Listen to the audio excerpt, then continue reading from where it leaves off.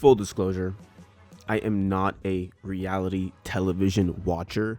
I don't consume the discourse around reality TV show drama that happens on social media.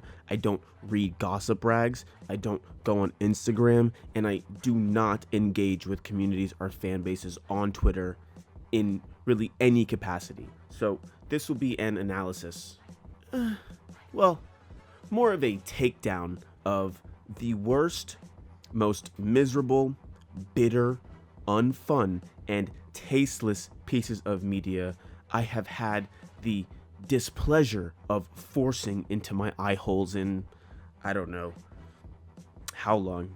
When was 9/11? Yeah, that long. I will say this though.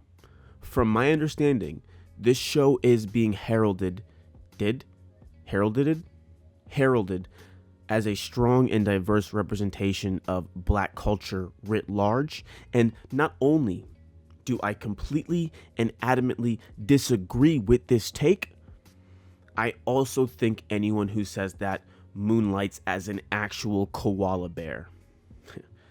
Talk about having the wrong quality. And we will revisit that particular claim towards the end of this. I don't know, again, if I'd call it an essay as much as a verbal knuckle sandwich. But for now, let's just get started with Part 1, Episode 1. Preston arrives at the house first. Okay, first issue. Preston and Silas are part of a fraternity. That's one strike right there. They belong to Alpha Phi Alpha, and in college, I was a GDI, so I don't know what that means, but I'm assuming they lead black college Greek societies in sodomies per square foot. The next, and I'd argue most glaring, annoying, boisterous, unflattering, annoying. Did I say annoying already? Yes. Problem is Bria. If you are looking for a detailed analysis of every episode, and you, like me, are taking a moral stance against the inane mediocrity that is Bravo TV content, please go and watch the Brooke Ashley. She is a phenomenal content creator and clocks the tea pretty astutely. Although I do disagree with most of her assessments of Summer House Martha's Vineyard, I would still highly recommend watching her videos. So off the jump, Jasmine, the young lady who seemingly brought everyone together and acts as the host for the rest of the cast, has an immediate issue with the fact that Bria, unbeknownst to everyone but seemingly Preston, has arrived at the vacation home with her dog. Look, I like pets. I like animals. Having sentient beings as property is a pastime that is woven into the very fabric of American culture and history. But, if I'm going somewhere to let loose, there should not be a small animal within my vicinity. What happens if I step on its tiny little paw? Now the dog's crying, I'm shitting and throwing up everywhere. Point being, Bria is obnoxious. She is obnoxious in a way that is wholly and completely unredeemable. Her very presence, her voice, her attitude, her gaslighting, and her total and absolute lack of consideration for anyone but herself makes any setting she is in totally intolerable. So, Bria enters the house with her dog, and Jasmine is visibly and clearly shocked, and already Bria's callousness is on full display. She doesn't even bother to fake pretend, to fake care about giving a shit that she's intruding on the space with her pet. Now, and this will probably be the only time I do this, cutting her some slack, Bria does mention that Milo, the dog, is her emotional support animal. After slapping some letters into the Google search bar, I found that there are no state-specific emotional animal support laws in Massachusetts. The dog isn't required to wear a vest or have a special kind of tag, so if Bria says this is her emotional support animal, then that's what it is. Bria's lack of forewarning and consideration is hinted at here, so I want you to keep this in mind for later. Alex and Amir arrive next. They are allegedly part of a different fraternity called the Kappas. Look, I don't know, man. Maybe they should cap up on some bit. Amir arrives third to last. He's half black and half Lebanese, but I seriously don't remember who asked. No, seriously, he does not shut up about being half black. He reminds me of my friends in high school who started identifying with being black halfway through their junior year of high school in a desperate attempt to try and attract girls, walking down the hallway, picking out their hair, and saying the N-word all funny. Jordan arrives after Amir. It says on her cryon that she's a DJ. Sure. I don't think it ever comes up again, so I'm not sure why she decided to identify as that. And last, but certainly not least, my absolute 100% fave and the sweetest person on the show, Mariah, arrives.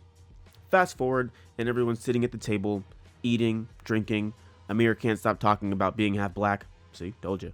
And then Jasmine starts a gassed up tirade about, quote, black excellence, end quote. This moment is probably the blackest thing about the show. Now, if you're someone who doesn't regularly hang out with niggas, we are a polite crowd, especially when it comes to listening to people's bullshit. But the looks of, girl, what the fuck are you talking about, that everyone is shooting Jasmine is absolutely priceless. She's going on and on about a whole bunch of nothing, and then Preston, someone who I am also critical of, says the smartest thing in maybe the whole series. Quote, I actually really hate the expression black excellence, end quote. And this is the perfect jumping off point for me to start talking that shit. Part 1.1, Jasmine and Silas. Jasmine and Silas. Their story is a tale as old as time. A woman finds herself struggling to survive in life. A man joins the military because he can't find a hobby.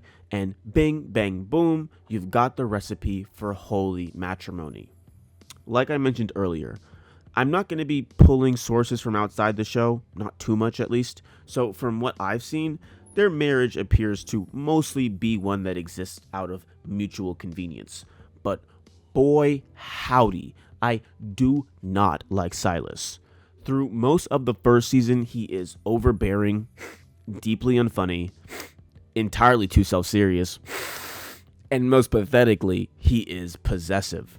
Jasmine, according to her friends, used to be a fun-loving, bubbly personality type of girl. This is something that unsettles Silas to his core, which, to me at least, speaks to a great level of insecurity on his end. I can't really imagine a scenario where I'm attracted to someone for who they are and then begin to resent them for who they've been. And make no mistake, Silas resents Jasmine for her past. He regularly weaponizes it and is openly paranoid about her proximity to her friends who are not in committed relationships. But Silas is not unique in this case. He is merely a reflection, a shadow of the dying traditions that defined relationship standards in American media from as early as the Industrial Revolution, which again, to me, seems completely unpalatable to living a happy, modern life. I mean, think about it for a second. Your partner presents you with a contract, and yes, that is what marriage is. It is a contract. It's a legally binding contract, and says, I want you to do all of my chores for the rest of your life. I would tear that piece of paper up and run out of the door so fast my new name would become Sonic the fucking Hedgehog. That's what Silas demands of his new wife, and presumably the two mistresses who are soon to follow, which in itself isn't a bad thing, contrary to what, damn, I know it smells crazy in there, Red Pill podcast bros might yell at you. There are plenty of trad women who want to play the part of a housewife or a homemaker, but in most cases, that has to be a choice that they make. they feel inclined to be subservient to their partner, and the trials of washing dishes and cooking dinner every night is considered a labor of love. It is clear as day that Jasmine does not feel the least bit submissive or subservient to Silas, and who can blame her? He sucks. He sucks eggs. Jasmine sucks too, but in a sad way. Like her husband, she spends most of the first season overcompensating for her new marriage. Every other confessional, every other conversation she has with her housemates is all about how she's married and she has to be a married woman. I'm doing super heavy air quotes. I know you can't see me, but trust me, I am. Like, okay, we get it. You found a man in the military. You are not special. But her constant referencing of her evolved status rings supremely hollow. It's the equivalent of a child repeating over and over again how they aren't 7 years old. They are 7.5, and they are mature and grown up now. It means nothing to anyone except that little kid. I'd like to give either one of them more slack, but they are truly both so one-dimensional in their approach to their relationship that it becomes intensely grating and deeply frustrating, doubly so to anyone watching who is in a serious committed relationship with anyone they actually like. I don't bring up having a girlfriend every 2 minutes to my friends and family who already know I have one, much less brag and boast about how I'm such a good man to her or how I'm obligated to behave a certain way because we're dating. I just do the right things by her because that's what you're supposed to do. Jasmine and Silas's relationship rings hollow in a pathetic and melancholic kind of way. I won't go as far as to say I see it undoubtedly ending in disaster, but who knows? It might. See, that's funny because I was subverting your expectations. It sounded like I was going to say something redeeming, but no. The men on this season start to show their ass here almost immediately. We see that Nick is, by his own account, making the drinks strong, presumably to, have all the women lower their defenses and their standards, and they all slip into the jacuzzi for some, quote, truth or dare or drink. Now, Nick, I know you're watching. There is no such thing as truth or dare or drink. The game is called truth or dare. The penalty for not answering a question when someone asks you truth or not completing a dare when you select to do a dare is to take a drink. We get it, dude. You want these girls drunk, but maybe relax. As I'm going to outline in my general critique of Nick, he is someone who didn't get to have the kind of fun that he thought he was entitled to during high school. That's why over the course of both seasons, you'll see him behave the way that he does. These are patterns that you're generally supposed to outgrow by the middle-ish part of your high school experience, but again, since Nick never got to be included, he overcompensates with his wardrobe and his behavior. And if you think that I'm being too harsh on him, literally the first thing he does in this game of Truth or Dare is dare one of the boys to kiss one of the girls. Side part 2. I don't know how many of you watching this have proper Truth or Dare etiquette, but generally you go for a couple of rounds of truths first. You're not supposed to jump straight into, I dare you to suck his dick in front of all of us. No in between, no progression. And it's not like he's forward thinking either. If Nick wanted to be subversive, he could have asked Amir to kiss Preston. So, not to belabor the point, but obviously Nick would not know this, and as the show continues, you come to see why that is. Similar to Amir, Nick is a cornball. He is a ball of corniness. Alright, so the first real conflict of the show happens the next day. As it turns out, Mariah and Jasmine have been close friends since 2017, and they even lived in a car together for almost half a year. They wrote a show about it, which honestly looks pretty good. I tune in for at least an episode or two, and are heading into the sunroom to do some creative writing together. When they get inside, they see that Milo, Bria's dog, has shed all over the couch. Jasmine defers the couch and lets Bria know, hey, your dog is shedding all over our white couch. Bria, in a moment of pure, unbridled arrogance, smiles, saying back to her that she can't do anything about it. Try calming your fucking dog, maybe. There are plenty of things you can do about it, but okay. Jasmine relays Bria's response to Mariah, and Mariah takes the correct course of action by summoning Bria to the sunroom. This is where shit hits the fan for the first time, but certainly not the last time in this show. And admittedly, it's really kind of difficult for me to approach these breakdowns from a completely unbiased perspective because I've known a couple of Brias in my own life. I've known a couple of Amirs and Nicks in my own life, and Brias, at least, are my absolute most despised kind of person, and we'll get into why that is during her character breakdown. But I'm going to do what Bria is physically incapable of doing and be calm about it. Bria's attitude, her snarkiness, and most importantly, her absolute refusal to accept any form of accountability for her own pet agitate me in a way that if I used the words I wanted to, you would have to send me to prison. I mean under the jail. She's going on about how she doesn't care and none of this is her problem. Girl, it's your dog. It's your problem. I just don't understand the callousness of the decision to bring your pet unannounced to the host, mind you, and then complain when your pet does gross pet things. What if someone was allergic to dog hair? What if someone had a major phobia of dogs?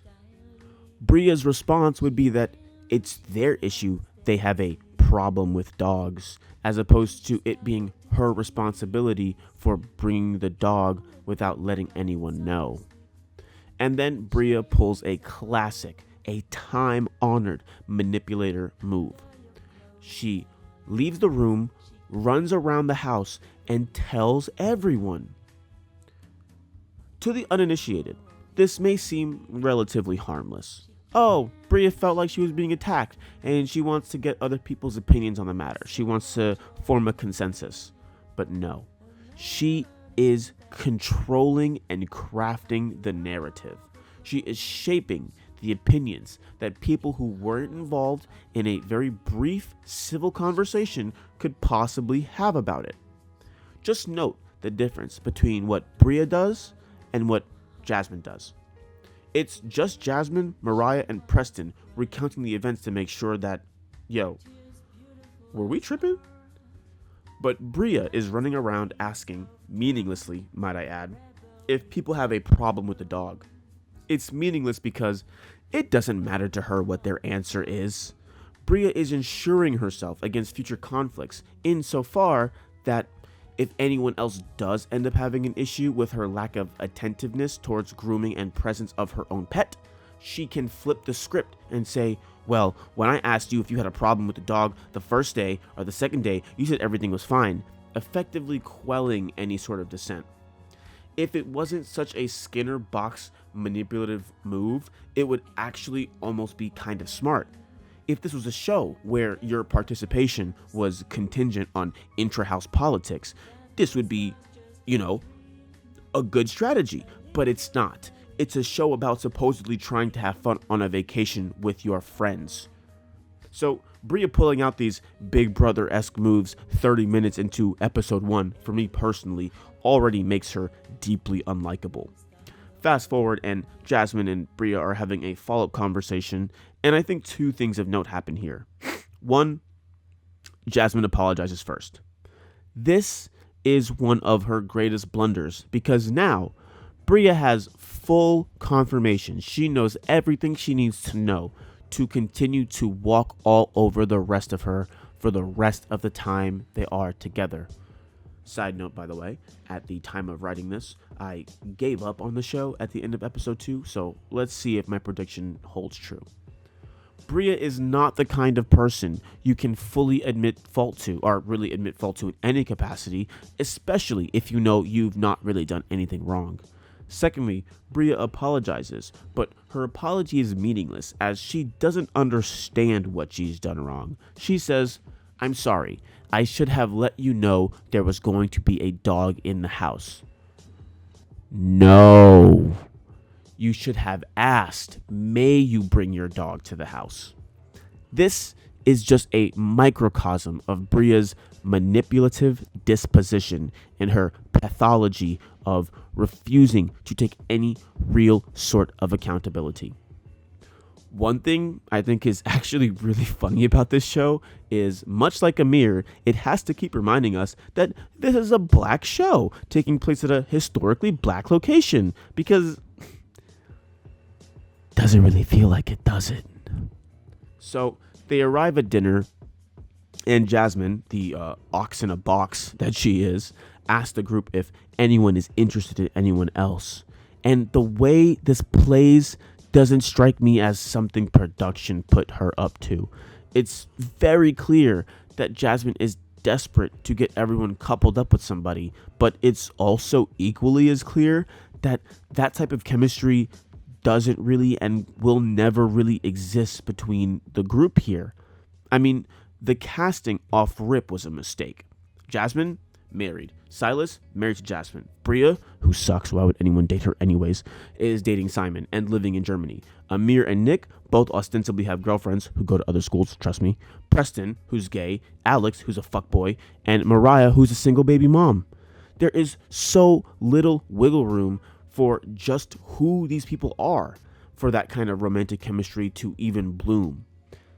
It really doesn't help that most of the cast is as charismatic as a brick smashing through a glass window, but I digress. Even Alex has to point out that everything is feeling so forced. The next small-scale conflict, and where Silas starts to show his true colors, and by colors I mean his overly aggressive, possessive, and domineering personality towards women, Silas says something interesting during his confessional for this spat that he has with Jordan. He comments, he isn't used to seeing Jasmine hanging out with a group of girls, and that is something for him to adjust to. No, let's just be frank. At this point, Silas barely knows this woman he calls his wife. There isn't anything for him to adjust to. Silas is deeply unsettled by the very concept that a woman can even have fun. He probably has nightmares about it. This man, who's enlisted in the Army Reserves, may have probably killed people, and just the thought of a woman he knows having fun without him being there makes him piss his little camo pissy piss pants. And one other thing I'll note before we continue to the end of the episode is that Jordan gets it wrong during her confessional as well.